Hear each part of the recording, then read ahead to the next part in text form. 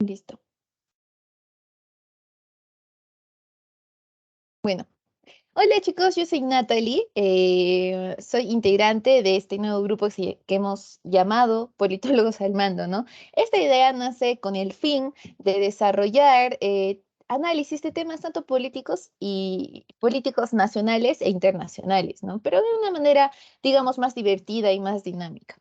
Em, Como primer tema, el día de hoy tenemos el análisis y el conversatorio que vamos a desarrollar entre nosotros sobre la guerra reciente que se está viviendo entre Rusia y Ucrania, ¿no? Que es un tema muy importante y que nos parece muy interesante tocarlo. Pero para esto, primero hay que entrar un poco en confianza y hay que presentarnos entre todos nosotros. Como primer integrante tenemos a Yuriko Paucar. Yuriko, preséntate. Hola chicos, ¿cómo están? Estamos aquí para acompañarlos en sus horas libres, para llevarles un poco de aprendizaje y que también nos puedan conocer un poco más. Gracias, Yuriko. Como segunda integrante tenemos a Liz Alcahuamán. Hola con todos, mucho gusto de tenerlos aquí.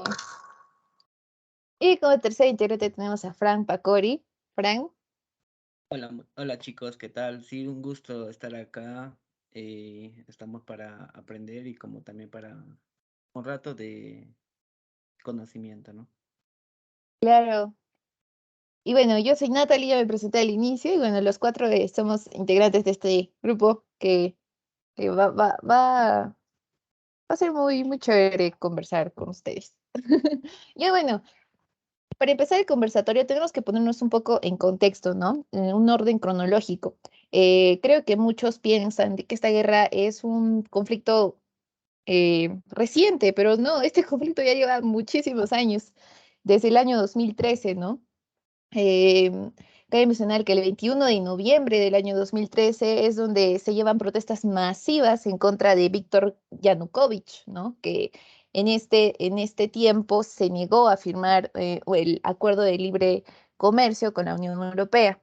Y esta decisión resultó que 800.000 personas salieran a protestar a la plaza principal en Kiev, ¿no? En contra de esta decisión. Yuriko, ¿tienes algo que comentarnos sobre esto? Sí, Nati, este conflicto generó grandes desplazamientos de la población, se llenaron calles enteras, la zona más urbanística de toda la zona de Kiev y al mismo tiempo hubo varios atentados contra la vida y los derechos humanos. Claro que sí, y es el 20 de febrero del año 2014 que debemos resaltar que fue el peor día de violencia en Ucrania, ¿no? Donde se registraron más de 80 muertes de manifestantes. El 21 de febrero, Yanukovych firma el acuerdo con los líderes de la oposición, y esto cobra irrelevancia y Yanukovych desaparece, ¿no? Entonces, Frank, ¿tienes algo que comentarnos sobre esto? Claro, como tú lo decías, creo que desde el 2014 todo empieza, pero en sí todo este conflicto tiene unos factores, ¿no? Que corresponde, de las cuales yo pienso que serían, más que todo son factores sociales, económicos, culturales y como también los étnicos y lingüísticos, ya que con todo esto contribuyeron a que genere o hay una chispa justamente por las protestas que hubo en las prorrusas en el este y el sur de Ucrania, ¿no? Ya que todo esto tiene una secuela que es de los principios de la revolución pro-occidental del 2014 en Ucrania. Pero también, mira, viéndolo personalmente, yo diría de que esta situación ahí tiene una víctima y un victimario, ¿no? Ya que lo que está pasando hay mucho sufrimiento, hay mucha muerte y no creo que ninguna persona normal y sana no le duele lo que está sucediendo en el conflicto, ¿no? Claro, es un tema realmente muy triste, muy grave, ¿no? De lo que se está viviendo en estas fronteras, que es más el sufrimiento humano que se está llevando en una guerra que, en mi opinión, es totalmente innecesaria las guerras. Porque nadie gana, todos pierden en una guerra. En fin, el 16 de marzo del año 2014 se realiza un referéndum, ¿no? Este famoso referéndum en donde se defendía, en donde se proponía la anexión de Crimea a Rusia. Este referéndum fue muy cuestionado por unos y alabado por otros porque tuvo el 97% de voto a favor. Liz, ¿tienes algo que comentarnos sobre este tema? Antes de que se realice este referéndum, el 16 de marzo, Crimea, a los de Crimea se les denominaba extremistas, ya que muchos de ellos querían tomar a Kiev, ¿no? Y que amenazaban con el hecho como mencionó, estos factores de lo cultural, lo económico y todo eso, los de Crimea, los extremistas, querían hablar ruso y eso es lo que les puso como amenaza a los de Ucrania y por eso había dos mandos, los que apoyaban a los rusos y los que apoyaban los ucranianos, por lo cual se llevó el referéndum. Claro, este es un También tema. Ay, perdón, Yuriko. dentro del referéndum, dentro del Pero referéndum que se tuvo, es importante resaltar que fue la Unión Europea la que se opuso a esta actividad de referéndum y debido a que este sistema no necesariamente los beneficiaba en su entorno o su impulso contra o política de anexión a Ucrania, ¿no? Entonces, en ese sentido estaban en contra y también estaba en contra de Estados Unidos. Claro, este tema de la anexión es un tanto tema tanto cultural, tanto étnico, o sea, tiene muchos factores que deberían ser vistos y analizados, ¿no? Pero bueno, tenemos también otra situación que se dio el 18 de marzo del año 2014, en donde el líder de Rusia, nuestro tan famoso Vladimir Putin, firma una ley para incorporar a Crimea a Rusia, ¿no? Todos sabemos que Putin tiene la idea de Putin no es tanto, es un pensamiento demasiado, se podría decir, que él piensa de que, no, espérate. yo, yo a lo que tú dices, en lo que estás hablando justamente de Crimea, indicaría de que, bueno, a lo que he estado viendo las noticias y averiguando, que la mayoría de los rusos no fue una anexión, ¿no? Sino fue más que todo el regreso de Crimea al seno de su tierra natal, ya que esta anexión fue precedida por un referéndum, ¿no? Y que en la propia península de Crimea, donde el 97 de personas, el 97% de personas de la población votó por unirse a Rusia. Y así Y es, eso sería más que todo por la cercanía que tenía pues la cultura de Crimea a la cultura de Rusia, ¿no? Entonces, en Ucrania, por ejemplo, los cercanos a la cultura rusa, más que a la cultura de Ucrania, ah, comentan que existe un porcentaje de discriminación debido a que es la misma Ucrania la cual no les permite practicar su cultura propia o su mismo idioma. En ese sentido, por eso optaron por anexarse como península a Rusia.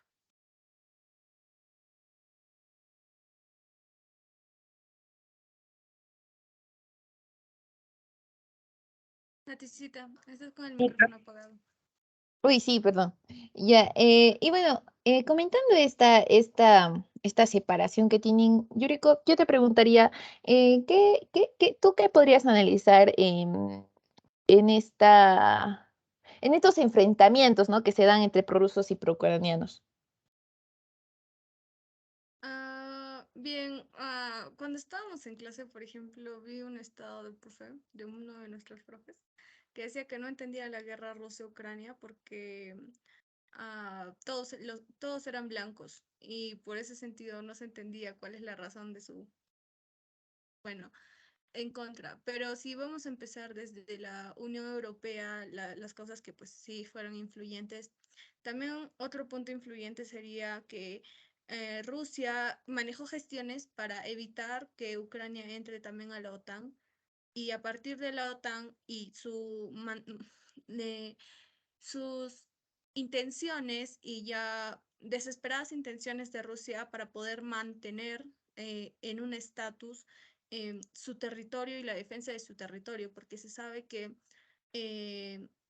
tanto la Unión Europea como la OTAN han tratado de anexar territorios que eran parte de la Unión Soviética en su momento. Y estos países también han optado por entrar a favor y le ha dejado con el paso del tiempo menos espacio a Rusia para poder defenderse en caso de que haya una guerra. Entonces, considero que ese sería uno de los puntos más importantes. Liz, Frank, ¿qué opina?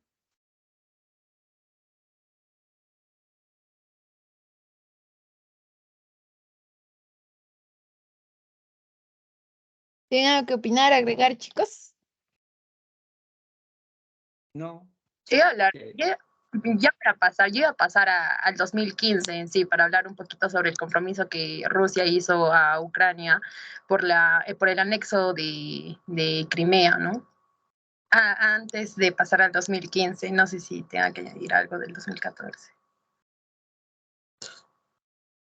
No, no, Liz, Creo que adelante. no. Sí, pasa el 2015. Ya, Rusia, se viene diciendo ya en el 2015 que salió que Rusia ya tenía dicho a Estados Unidos que iban a tomar Crimea. Así, antes de que pasara todo esto del referéndum, el referéndum fue como una excusa para que Crimea se una a Rusia, pero a pesar de ello, los de Crimea sí querían unirse a Rusia. Por lo tanto, no hubo ningún conflicto como el que hay ahorita entre Ucrania y Rusia, ¿no?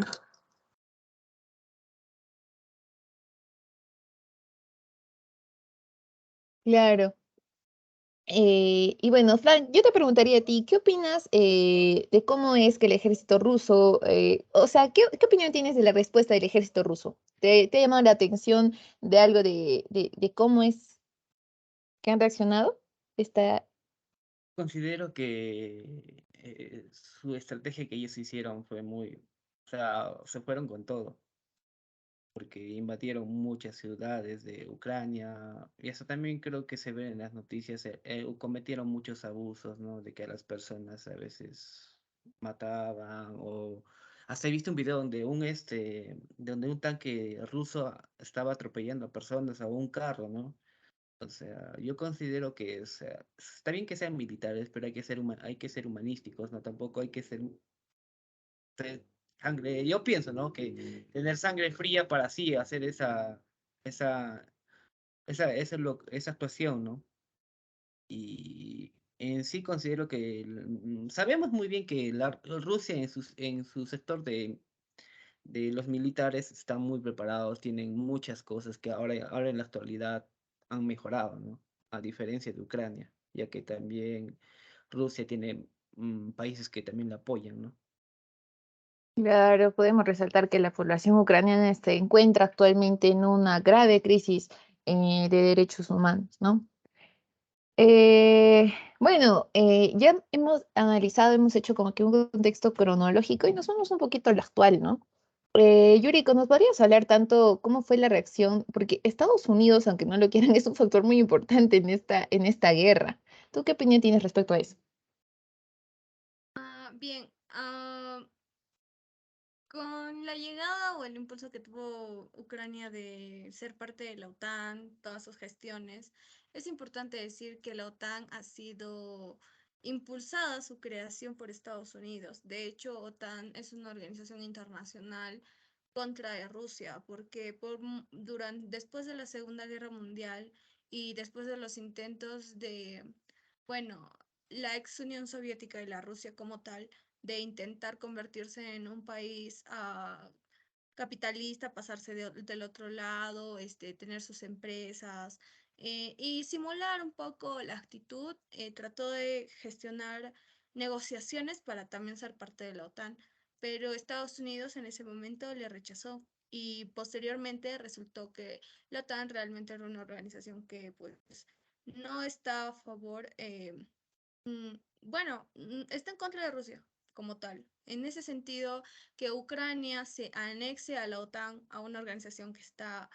en contra de Rusia, obviamente es un factor para que Rusia tenga miedo en caso de que haya alguna guerra o en caso de que haya algunas mm, pocas manifestaciones que no sean a favor de Rusia, ¿no? O sea, amenazas. En ese sentido, por eso, bueno, es mi mayor punto para considerar que su internamiento y la guerra con Ucrania, ¿no? Por otro lado, considero que Ucrania, si bien Rusia ha tenido sanciones económicas, si bien Rusia pues ha tenido dificultades porque la Unión Europea también se metió la OTAN, se metió Estados Unidos. O sea, es importante también decir que Estados Unidos no se mete siempre que hay una guerra, sino solamente se mete cuando esa guerra se basa en sus intereses. En este sentido, su mayor interés es que Ucrania no esté a favor de Rusia, o sea, no lo apoya. Otro punto importante es que también Ucrania como Rusia son importantes en el mercado de la materia prima y los alimentos. Bueno, eso ya lo vamos a hablar después, pero chicos, ¿qué opinan? Claro, por ejemplo, hay un momento en donde es importante resaltarlo, porque, por ejemplo, en el año 88, Blecker, que en este entonces era secretario de los Estados Unidos, le promete al líder soviético Borchevov o sea, le jura de que la OTAN nunca se iba a expandir, ¿no? Entonces, es donde, y esta promesa se da cuando la URSS se caía, ¿no? Y los rusos le creyeron, en su ingenuidad le creyeron. Entonces, Frank, ¿tendrías que comentar algo sobre esto?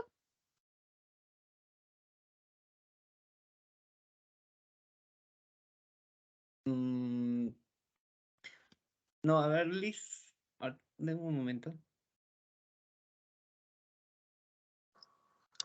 Yo tendría que comentarte algo más sobre lo actual de este año, hablar más de todo la toma de Kiev, de la...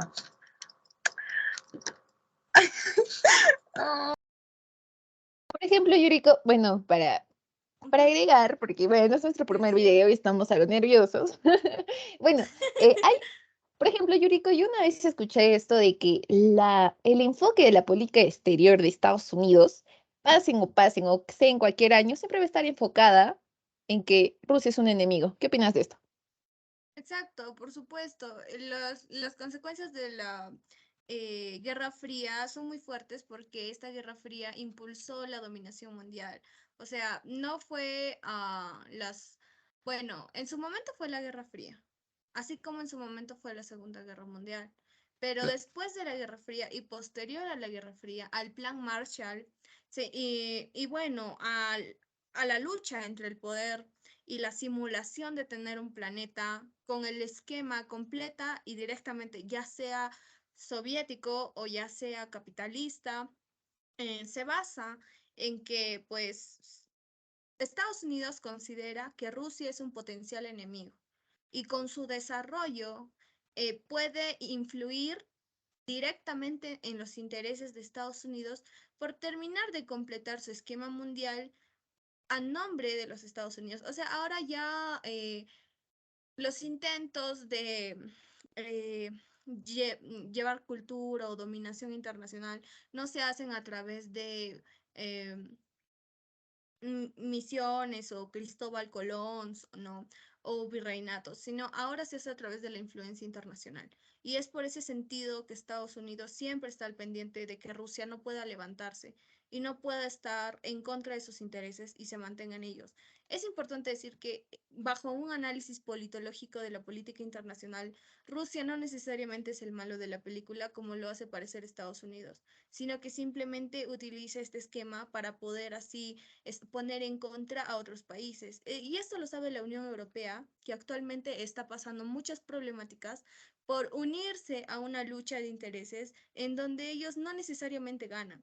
porque con el corte del gas, con el corte de las actividades, las disminuciones de comunicaciones con China, que es pues prácticamente un gran impulsor e influencia en la política, en la economía internacional.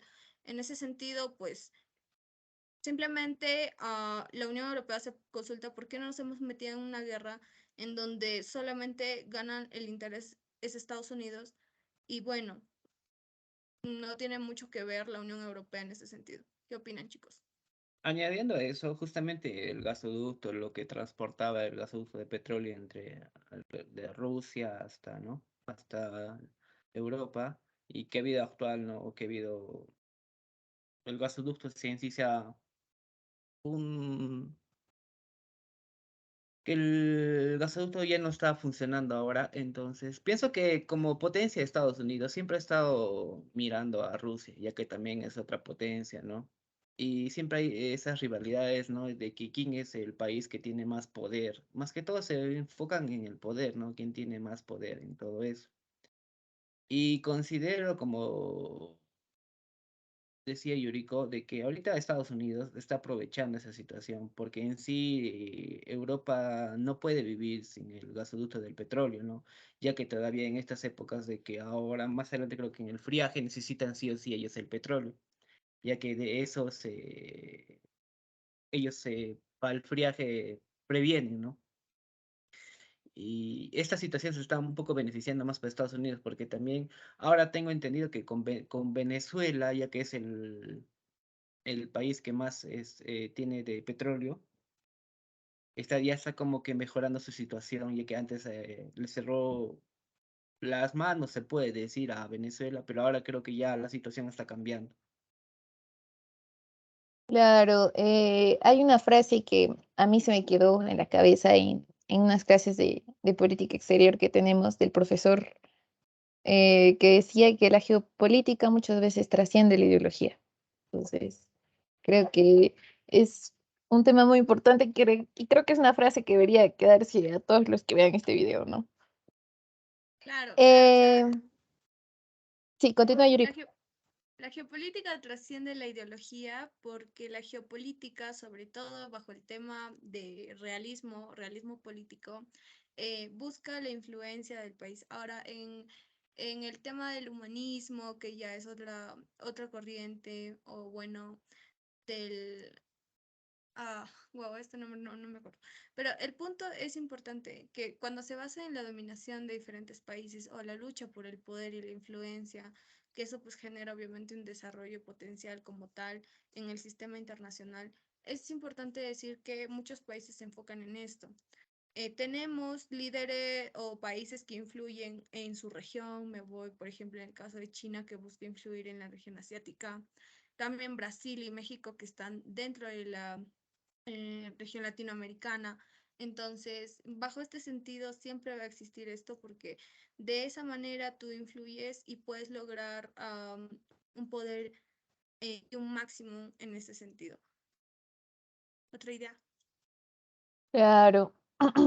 Ah, bueno, disculparon lo anterior, solo que no me acordaba el nombre de una ciudad de Ucrania, que era Irpin. Mencionando más que todo la fase de esto del petróleo, del gas, de los gasoductos que vienen siendo cerrados. Esto se dio a través de tres fases en este año, ¿no? La fase 1, que fue la guerra del relámpago, que inició con Rusia tomando partes de Ucrania y llegando hasta Kiev, siendo la capital de Ucrania. La fase 2, que vendría a ser la guerra total, en donde participa Estados Unidos como apoyando con, con armas, con misiles, con bases militares, con mucho a Ucrania para que este mismo pueda enfrentar lo que Rusia le estaba dando, y la fase 3, que vendría a ser el, la fase 3, que en su operación militar esperaba la liberación de Donbass, ¿no? Que se inició esto el 25 de marzo. Esto en la fase 3, donde Rusia deja a Kiev, deja algunos lugares donde había tomado de Ucrania, algunas ciudades, y este mismo va a tomar, ¿no? A liberar a Donbass. Algo que comentar al respecto, porque creo que esto es lo que ahorita nos está afectando. Sí.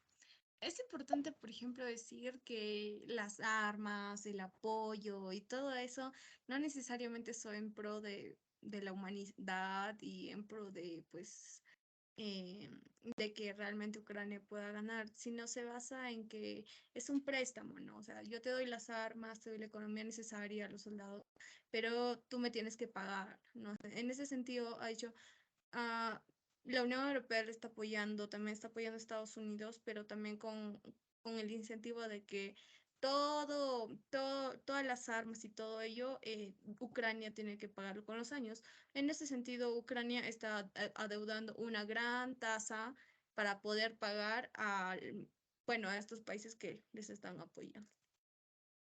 Claro, ¿no? El principal interés de Estados Unidos es poner a Rusia como, se podría decir, convertir a Rusia en Occidente como en una potencia de segundo plano, ¿no? Y como que retirarlos de ahí. Sí. Ah,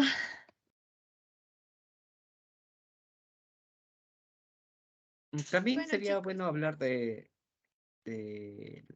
justamente hablando del gas, de que diga de lo que es del gasoducto, de lo que es el Nord Stream 2, ¿no? Que esto está más que todo, creo que contribuyendo a transportar el gas ruso a Alemania, que es a través del mar Báltico, ¿no?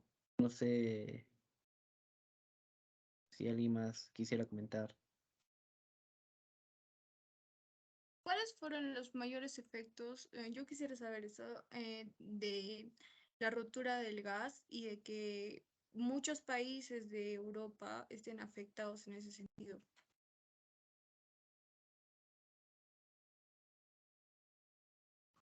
¿Podrías volver a repetir tu pregunta? ¿Cuál es el mayor efecto de que Rusia haya cortado su nivel de gas? O bueno, sería cortado totalmente, pero ah, ¿y cuál sería el efecto de que Rusia ya no exporte gas a los países de Europa?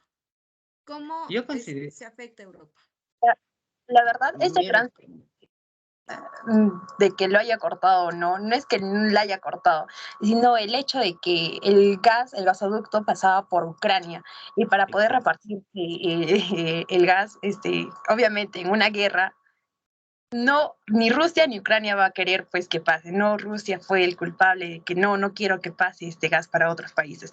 Si no, se busca otra solución que estaban diciendo que por Polonia iba a pasar, pero que este mismo iba a ser más caro porque iba a llegar a Europa y a otros lugares, pero con un mayor costo.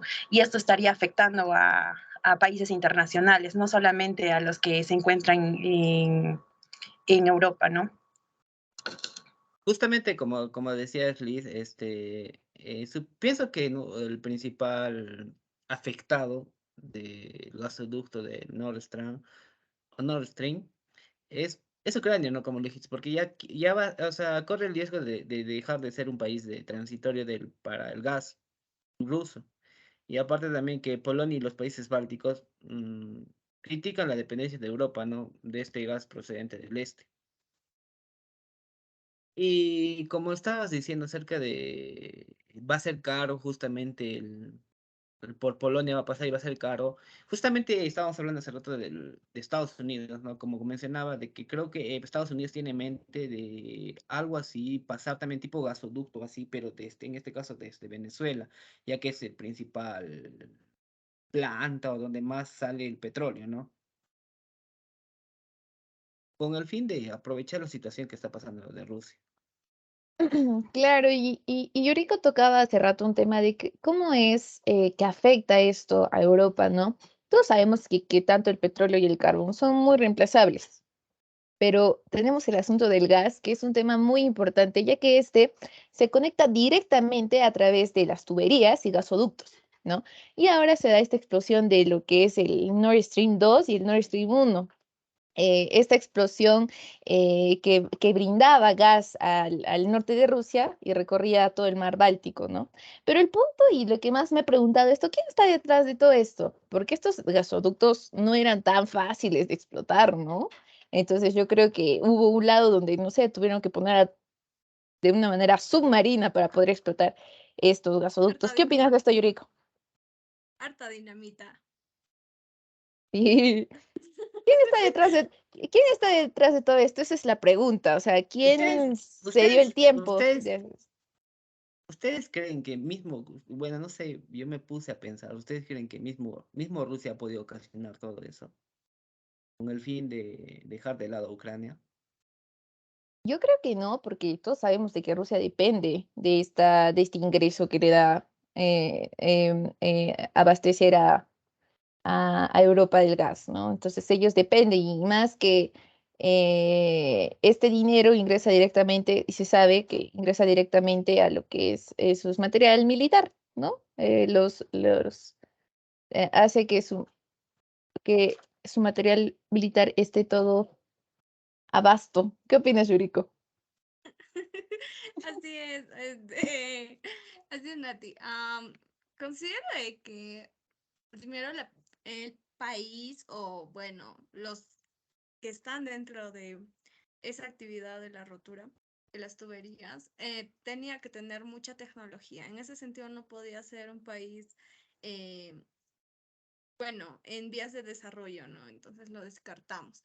Tendría que ser un país con harta tecnología, tecnología militar y con un submarino a prueba de los detectores, ¿no? Entonces, también tendría que tener eso. En ese sentido, podríamos optar por países realmente poderosos. Podría ser países de la Unión Europea y podrían tomar eso como excusa política en contra. Estoy haciendo una suposición. Podría ser China también. Podría ser el mismo Estados Unidos, que también está, o sea, gana beneficio de que Rusia ya no venda el gas. Podría ser y venderlo en costo de gas licuado. Entonces, esos están entre mis mayores consideraciones. No sé qué opina. Claro, hay una hipótesis de que estas explosiones lo hizo el mismo gobierno ruso, pero con la idea de como de desligarse, ¿no? De este vínculo que tienen con Europa. ¿Qué opinas de esto, Liz? Pero hablando del gas licuado, esto vendría a ser todavía un mayor alto, hablando de costos, un mayor alto de costos. El 13 de abril de este año se dice que Ucrania hundió el buque de la insignia como buque, el llamado Moskva, del Mar Negro, ¿no? Con un misil Sí, marino. sí, Puede justamente que, salió. Hubo puede que imágenes. y puede que también sea uno de los factores tal vez influenciado. No solamente digo que él, o sea, que Ucrania sea el que haya roto estos gasoductos, no haya provocado estas explosiones, sino que esté manipulado tal vez por otras masas ya más grandes, ¿no? Como las potencias que vemos que quieren Claro, poner en segundo plano a Rusia. claro, es un Claro, buen punto. hay una segunda hipótesis que dice que esta explotación tiene como responsables a los norteamericanos, ¿no? Hicieron esta explosión para que justamente, y esta es la hipótesis que para mí es la más, como que más viable, es de que ellos ocasionaron estas explosiones para que los europeos dejen de comprarle gas a Rusia y comiencen a comprarles a ellos, ¿no? Creo que, bueno, para mí es una hipótesis más, Claro. más certera. ¿Qué opinas, Yuriko? Otro punto es que se aleja, geográficamente hablando, Estados Unidos está lejos de la Unión Europea, ¿no? Entonces, para poder vender este gas tendría que serlo a través de gas licuado y igualmente tendría que, bueno, hay otros países porque el mercado también se ampliaría, ¿no? Unión Europea, como la Unión Europea buscaría lo que es más rentable y como el gas licuado no necesariamente lo es, abriría espacio a la apertura de otros mercados de la venta de gas o también incluso fortalecería su mercado interno o bueno, de gas y lo cooperaría como tal, entonces buscarían otras opciones. En este sentido, ahora como están en emergencia, optan por lo más cercano y más rápido. Pero si se da un tiempo para poder ver este sentido más cerca, no considero que Estados Unidos realmente sea la persona que, bueno, no persona, sino el país que le pueda vender.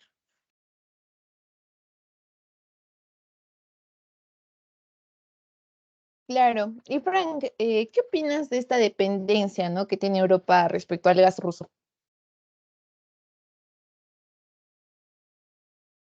Considero, como estaba diciendo hace rato, justamente ellos necesitan con urgencia eso, ya que de cierta manera siempre han estado con ese, ya que, o sea, en sí del petróleo, y como sabemos muy bien, el petróleo sale la derivación de muchas cosas, que es el gas uno, ¿no? Y ellos tendrían que tratar de ver la manera, porque como lo dijo Yuriko hace rato, de ver por otros lados o por otros rubros, o por otros lados, que diga, por otros lados es algo complejo, que va a demandar tiempo, más que todo el tiempo, y ellos lo que menos quieren es eso, ¿no? Y consideraría ah, de que tendrían que ellos ver la manera de cómo solucionar esa situación, ya que es de manera muy urgente. Claro, en el año 2018, por ejemplo, Donald Trump dijo así explícitamente, ya que está, lo tengo notado, que esta dependencia del gas ruso le va a generar a Alemania una problemática un problema de competitividad a largo plazo. ¿Qué opinas de esto, Yuriko? Yo opino que literalmente es cierto. Alemania, Sí, más del 50% es dependiente del gas. ajá. Entonces, gas no solamente sirve para realizar actividades o prender tu cocina, sino que sirve para muchas actividades del sector mercantil. Entonces, si digamos Alemania quiere vender productos al mercado internacional, necesita gas, por ejemplo, para la elaboración de vidrio, para la elaboración de fierro, para la venta de muchas cosas es necesario el gas. Y es también muy necesario para su propia población, porque el invierno ahí bueno, en Alemania es realmente fuerte. O sea, no es a comparación de Perú u otros países latinoamericanos, sino es a niveles en los cuales puede llevar a la muerte a muchas personas si no cuentan con calefacción en ese sentido. Claro, Alemania es una de las grandes potencias industriales de Europa, ¿no? Una de las, creo que es la más grande, si no me equivoco. Liz, Y ¿tienes algo que opinar? Nada, siguiendo con lo que justo mencionó, los niveles de frío llegan hasta -8, -10 grados, y en los cuales la mayoría de población debe contar con su calefacción. Nosotros no podemos ver indigentes caminando o estar refugiados, ¿no? bajo el frío, como nosotros vemos aquí en nuestro querido Perú. En cambio, allá nosotros no podemos ver personas ahí, porque si no se mueren, pues no podemos ver personas debajo del puente, etcétera, ¿no? Como nosotros vemos a diario aquí. Aparte de que si el gas se mantendría, no se mantendría el gas, la verdad, ahí, y sería algo iluso pensar de que tal vez Alemania sea uno de los contenedores de gas, porque no. Bueno, Bueno, en conclusión, creo que esta dependencia es demasiado grande y creo que hasta el momento no hay con qué reemplazarlo, ¿no? en sí demanda el tiempo, o sea, pueden hacerlo, pero como También le el dicen, dinero. o sea, no, creo que es normal, considero, ya que son potencias, el demanda del tiempo de la población, como lo dijo Yuriko, o sea, va a cocinar muertes del friaje tanto, imagínate, de que ese rato no tengan y qué va a hacer la gente. Claro. Bueno, Yuriko, hablando otro tema que para mí fue muy relevante es la posición de Polonia. Creo que es una posición demasiado especial, ya que Polonia es un país antirruso a vista y medida, y todos lo sabemos, y pero este tema es tanto ideológico que para Polonia, en su política exterior, no existe un enemigo más que Rusia. ¿Qué opinas sobre esto? si uno va a Polonia, camina por ahí y le dice qué opina de los rusos, te van a hablar como si fuera el peor enemigo del mundo. Y bueno, Eh, tiene una larga historia cerca a Rusia, es cierto, pero Polonia es uno de los países que impulsa el perfil internacional de ah, Rusia como el más malo de los malos a nivel internacional.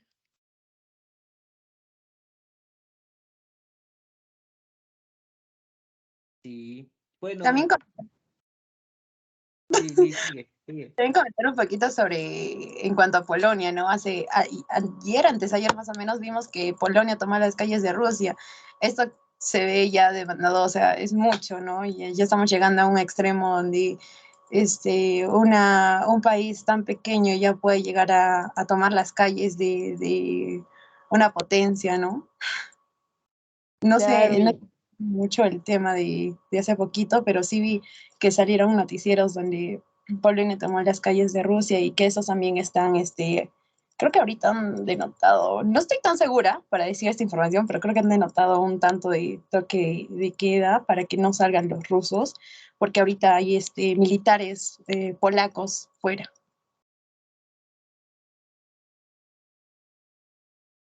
Claro. Yo creo que tienes algo que comentar. Veo que estás participando en el chat. Sí, sí, estamos participando. Queríamos dar Bueno, a conocer las conclusiones de todos los chicos para ya finalizar la red. Ya, bueno, a ver, mi conclusión, ¿cuál sería?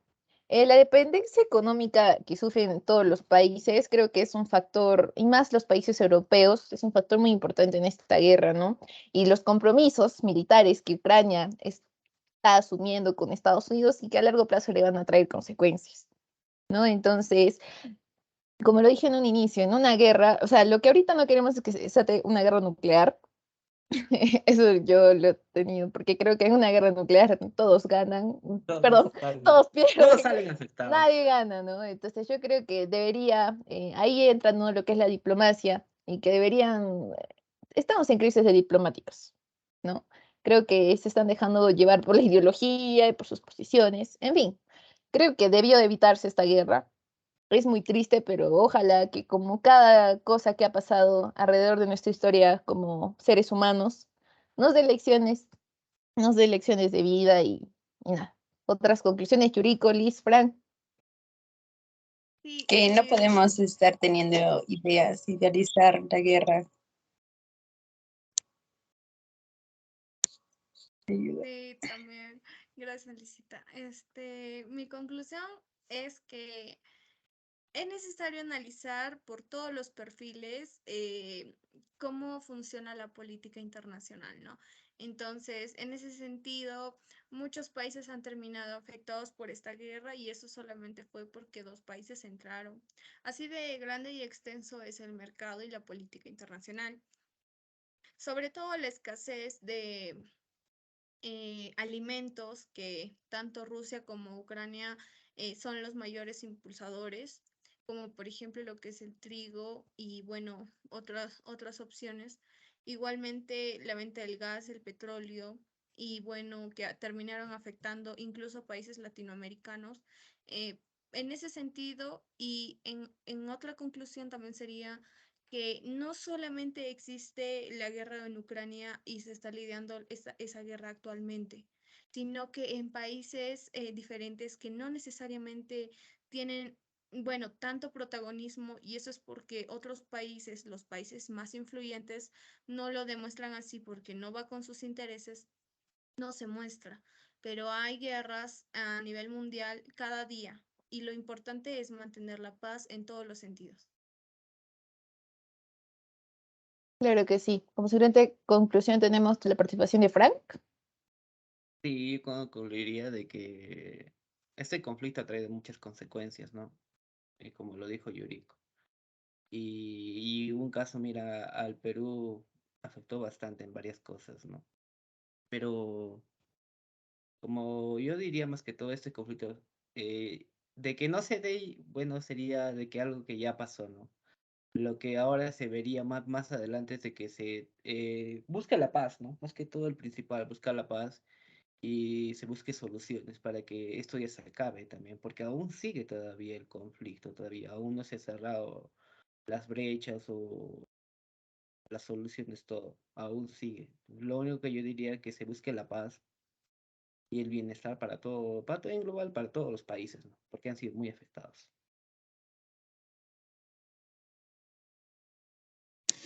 Justo quería terminar con mi opinión que hace ratito estaba comenzando, que nosotros no podemos idealizar la guerra de estos dos países y que no no nos afecte a nosotros y buscar soluciones, ¿no? Buscar soluciones como país, no como para solucionar la guerra, sino que todos estos efectos que tienen sobre nosotros, sobre los países latinoamericanos, eh, hay que buscarle soluciones como tal. Claro, y bueno, ya para finalizar nos despedimos. Fue un gusto haber tenido esta conversación con ustedes y nada, espero que haya sido de su agrado esta conversación y que no sé, que reflexionen y que haya sido un poco enriquecer nuestros conocimientos sobre este tema tan importante, ¿no? Actualmente. Listo. Suscríbanse Gracias. y denle like. Síganme en TikTok. No, no me sigan en TikTok. No, no lo hagan. Ya, En ya se fin, terminó la acá grabación. abajo vamos a estar dejando las redes sociales de todos. ¿Qué? Ya se Comenta. terminó la Ya, grabación. chicos, aquí cómo hago para cortar la grabación. Ah, Comenten O sea, en está qué parte. haz clic en donde puse, ya yo detengo ya.